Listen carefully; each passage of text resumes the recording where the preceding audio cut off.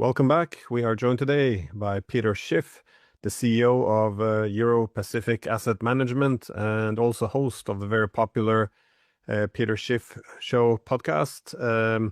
And I will leave a link in the description. So thank you for coming back on again. Oh, Glenn, thanks for having me on. So we know that politics and economics often go hand in hand. So I've been looking forward to the opportunity to ask you about the economic dimension of this war against Iran. Um, I'm not sure. Where was a good place to start? Perhaps Iran's deterrence. Is this simply, or efforts to push back the United States? Is this aimed mainly at, trashing the economy, or how do you see the economic dimension of this war? Well, I think it's going to have negative implications. I think the economy was already weak before we launched this war. In fact, we just got the jobs numbers today from February, which of course was before the war, and we lost 92,000 jobs. It was the worst report in 5 years, on at least the way they initially reported it. But with downward revisions, there was actually a bigger job loss now in October of 2025. But 3 of the last 5 monthly job reports have shown losses, net losses in jobs. So we have a very weak labor market that's now going to get even weaker because of the war. We already had inflationary pressures building. Now they're going to build even more. In fact, oil is now almost $90 a barrel. It's up more than 60% so far in 2026. So, consumers are going to get hit with the worst of everything: a weakening economy, job losses, a rising cost of living. So this is, very damaging. The war, obviously is expensive. If the war lasts longer than the administration hopes, which it probably will, because I don't know a war that's really ever gone the way the warmongers have promised. We get into the Middle East and we're there a lot longer. It takes a lot longer.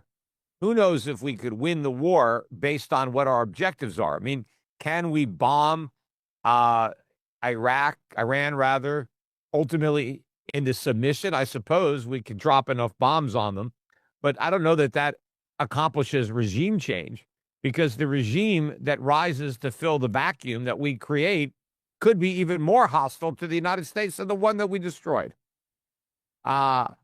And who knows? I mean, we may not be able to do this with missiles and bombs. We may have to have troops on the ground, and that could be an even longer process. And there could be a lot of casualties if that's the case on both sides. I think this is a net negative. Wars are expensive. They often lead to a lot of inflation because governments tend to pay for wars with debt and money printing. So I think this is bad, and I think it's also politically going to damage the president further. I think Republicans are going to take a shellacking in the midterms, and I think the Democrats will get the White House back in 2028, which is not positive for the U.S. economy, because I think they're going to be emboldened with a socialist mandate. At least that's what they're going to claim, and a complete repudiation of everything Trump supposedly stands for, which would be capitalism, even though he's really a socialist too, based on the policies that he advocates. So I think all in all, it's a big problem. But isn't a benefit of war to divert a bit attention away from failings at home? I mean, definitely here in Europe, whenever things are going bad at home, it tends to be excessive focus on foreign policy. But with this war in Iran, there's already some problems with the tariffs, the bond markets. You can look at the Epstein files. Do you think at least this will fall in the background as this war progresses, or not this time?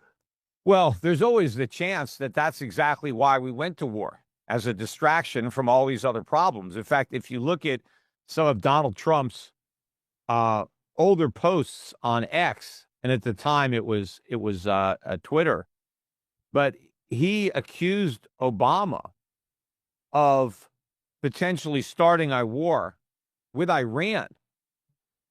to use it as a distraction from his inability to negotiate, from his faltering poll numbers, from problems in the U.S. economy. So it's very possible that Donald Trump is doing exactly what he thought Obama was going to do. And, he did have some significant losses. The Supreme Court rightly declared his tariffs unconstitutional.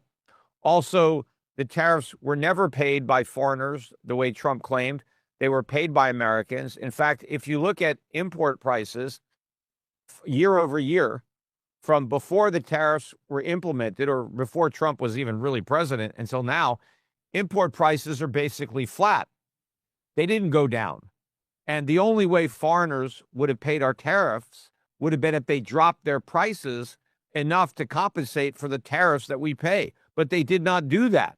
So Americans are still paying full price for the imports, and they're paying the tariffs on top. Now, I think that's going to change this year. I think you're going to see import prices rising in addition to the tariffs. Now, the tariffs might be lower now because the Supreme Court has struck down a lot of them, so we'll see. But they're going to end up being a policy and an economic disaster for the president. And, of course, look what was going on with the Epstein files. Howard Lutnick, in the president's cabinet, looking particularly bad when it comes to his relationship with Epstein and the obvious lies he's been telling to try to downplay the significance. Not that I necessarily think he was involved with anything illicit, but I think he's lying about his relationship with Epstein. He's afraid to come clean and admit, I think, how big that relationship actually was. And it was not just Lutnick. I think the whole Trump administration wanted to get past the Epstein files. It was a developing story. And this war certainly knocked everything off the headlines.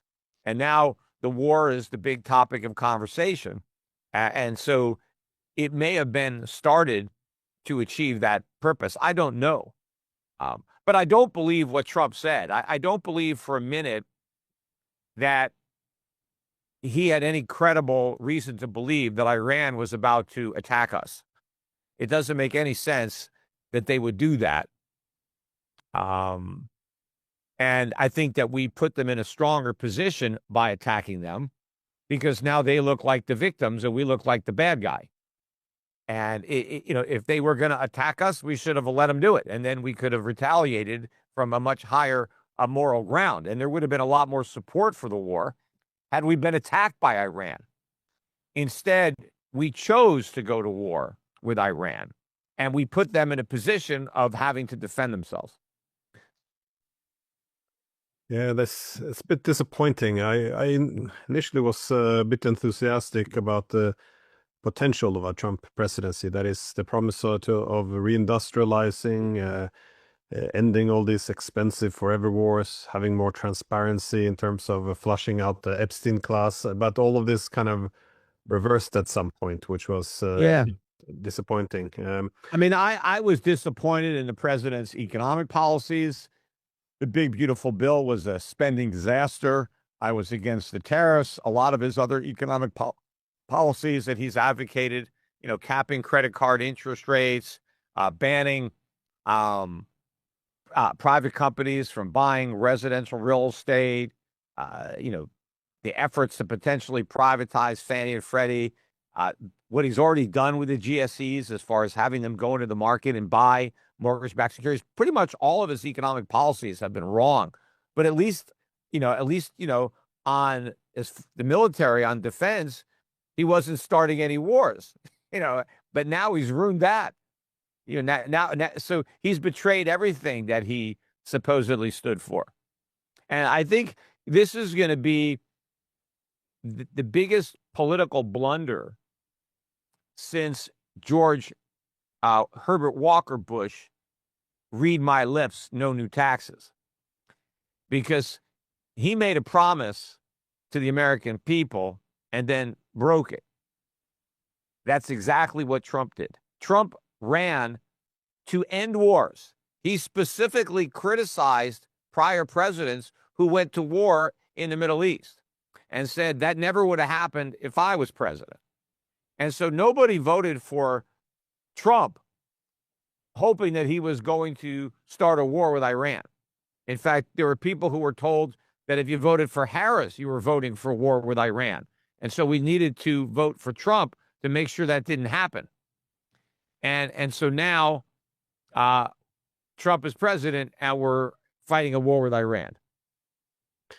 Yeah, that was the advertisement as well. Trump vans the peace ticket, so that didn't go as planned. But this war, of course, is taking place in a very sensitive part of the world. And given that the retaliation from Iran isn't only going after the U.S. military, but it appears to be going after U.S. Allies, more specifically economic interests. The Gulf states, they do have an interesting position, I think, in the world economy. They're much of these, well, I guess family state, well, family-run countries.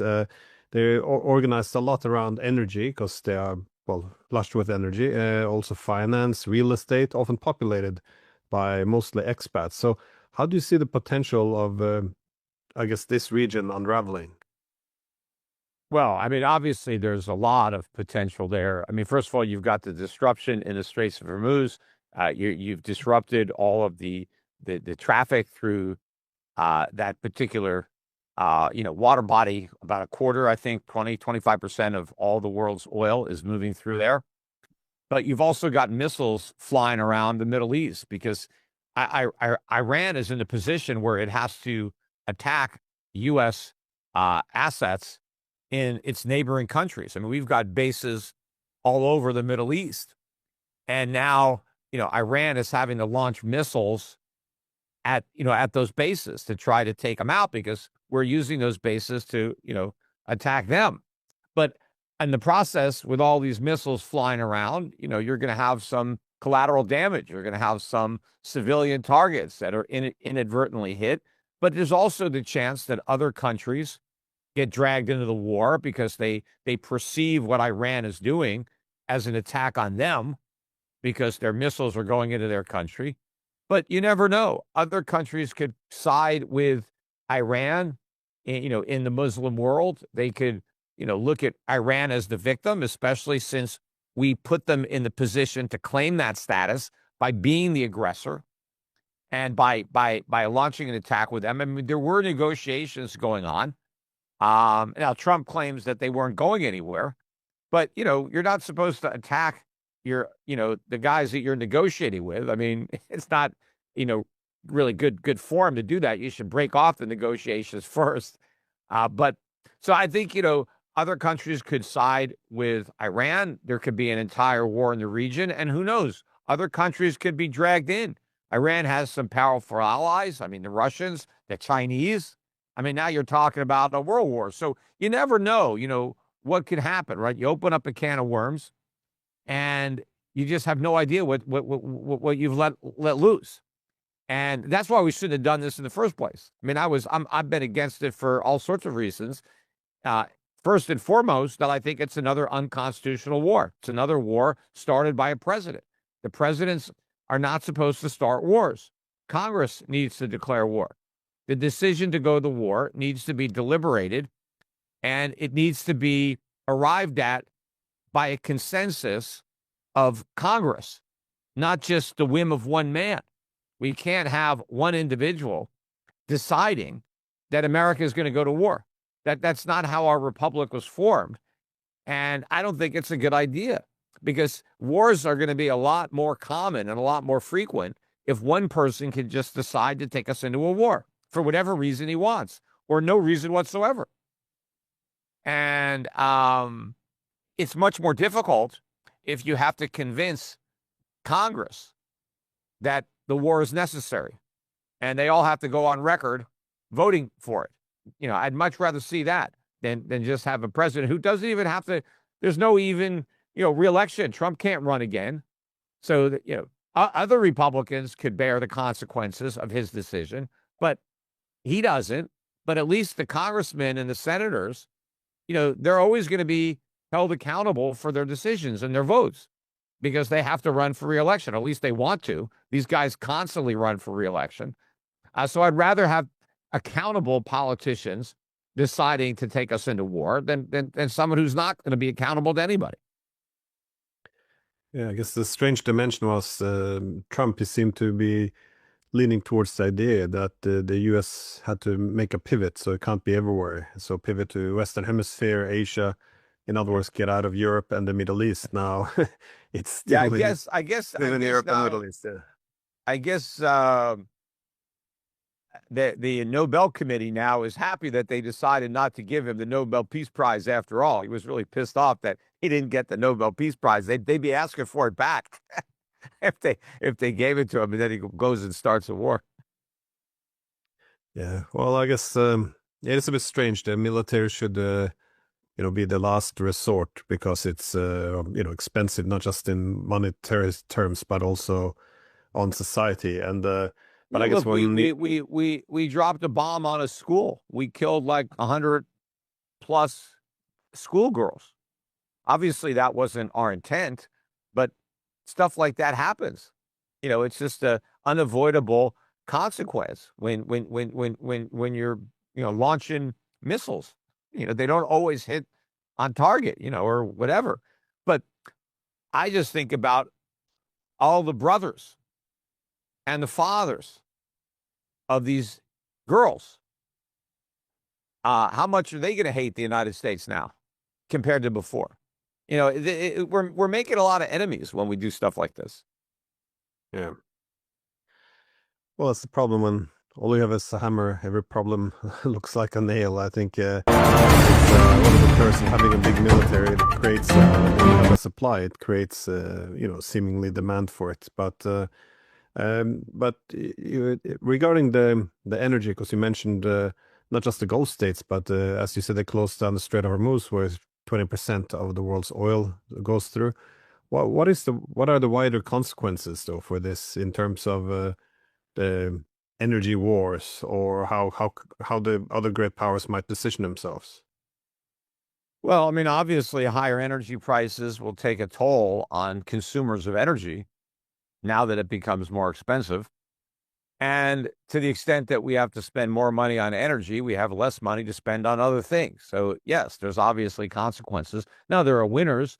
Uh, you know, Obviously, energy companies, to the extent that, they can actually produce and sell their oil at the higher prices, then they're going to be winners. But overall, I think it's going to do a lot of harm to the global economy that lives off of energy, and we need more energy than ever before, especially now with all the build out of the AI data centers. All these data centers need energy; they all need to be powered. So this was not a good time to start a war in the Middle East. You know, not that there ever is a good time to start one, but there are a lot of reasons that we should have tried to avoid going to war. And I don't think there was an imminent threat to the United States. I don't know exactly what the threat was to Israel, or why they thought it was so imminent that they needed to attack Iran. Um, but if it was really something that Israel needed to do, I still think that the U.S. could have stayed out of it, and you know that may have been better for the U.S. and for the region, because then Iran would not be attacking our military bases in these other countries, and it would be concentrated between Israel and Iran. And I'm sure the Israeli army could take care of itself. But by having America come into it, that really raises the stakes and makes it a much bigger deal, because we're the big bad evil guys as far as they're concerned, and a lot of other people in the Arab world will see it that way. And the longer it drags on, the more they're going to see it that way. The more civilians that end up dead, the worse we're going to look.